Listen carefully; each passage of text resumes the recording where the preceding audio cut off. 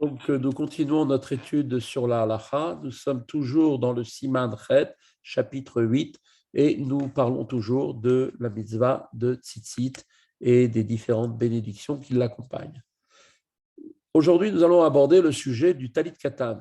Si quelqu'un, par exemple, met son talit katan avant même que ses mains soient propres, d'accord, il n'a pas encore lavé ses mains, alors il nous dit il le fera, mettra ce talit katan sur lui, sans bracha, tellement le talit katan est important, puisqu'il nous permet de marcher avec les mitzvot qui nous entourent. Et donc, ça, c'est quelque chose qui doit être la première chose à laquelle on doit penser immédiatement après être levé du lit. La première des choses qu'on doit penser, c'est comment servir Dieu de tout notre cœur, toute notre âme et de toutes nos forces. Et la première des choses, c'est de s'entourer donc des mitzvot autour de nous que représente le talit. Et donc, quand la personne se lavera les mains, à partir du moment où il leur sera lavé les mains, alors comment il fera, puisqu'il n'avait pas fait la bracha tout à l'heure, puisqu'il était avec des mains qui étaient encore souillées, eh bien, à ce moment-là, il touchera à nouveau son talit, et il fera la bracha sur le talit katan. Ou que shilbesh talit acher, yevarech alav yechaven leftor gameze, ou bien comme nous avons nous l'habitude, puisque nous mettons toujours le talit même pour dormir, eh bien, quand la personne va se retrouver à la synagogue et qu'elle va faire donc la bracha sur le grand talit, on aura en même temps à l'esprit de rendre quitte le petit talit que nous avons sur nous. Et là, il n'y aura pas besoin de toucher les tzitziot du premier talit katan. Alors, un peu plus dans le détail, donc tout de suite, si les mains ne sont pas propres et que maintenant, bien sûr, quand il va se mettre le talit sur lui-même, il ne pourra pas faire la bracha sur le talit. Alors là, pour le talit katan, c'est al mizvat tzitzit, et pour le talit gadol, c'est les itatev betzitzit. Ou bien il va se trouver dans un endroit, par exemple, qui n'est pas pur, qui est souillé, un endroit où il y a des immondices par terre. Là, il lui sera interdit de faire une bracha, comme on l'avait appris. Donc, comment il fera? Eh bien, il s'enveloppera du talit sans aucune bénédiction, ou le achar miken, et après, quand il se sera éloigné de cet endroit qui était souillé, à ce moment-là, alors quand il pourra faire la bracha, alors il fera la bracha sur le talit, et il prendra les tzitziot dans ses mains, et au moment où il fait la bracha. Mais si, par exemple, un peu plus tard, il a l'intention de mettre un autre talit, qui est par exemple le talit gadol, benosaf à la rishon, qui est donc un talit supplémentaire par rapport au premier, yivaer à la shnia, là par contre, il fera la bracha sur le deuxième, c'est-à-dire le grand talit, liftor gam et et il pensera à se rendre quitte en même temps de la bénédiction du premier. Et donc, il n'aura pas besoin de toucher les tzitziot du premier talit pour faire la bracha au moment où il est en train de la faire sur le deuxième. Ce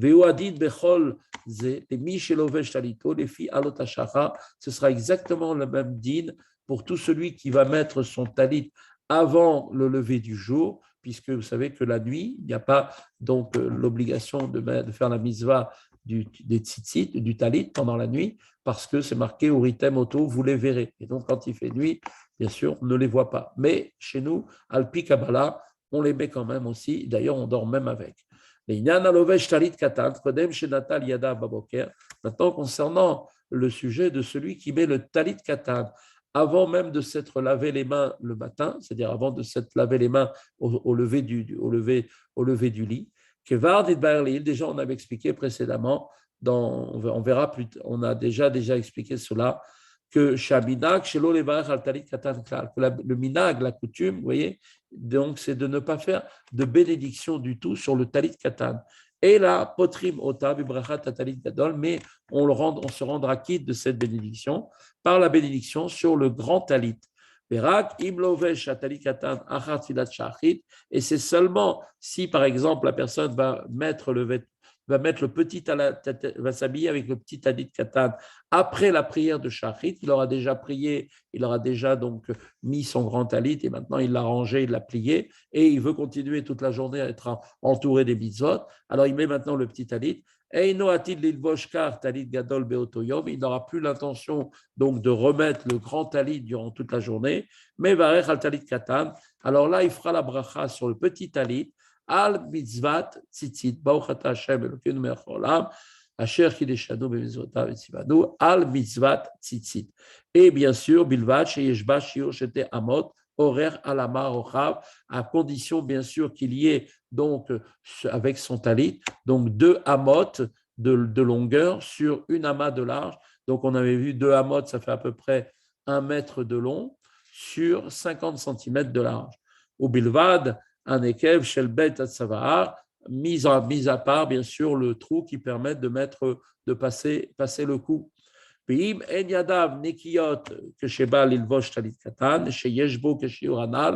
si maintenant, quand il a pas les mains propres, au moment où il est en train de mettre le petit talit, même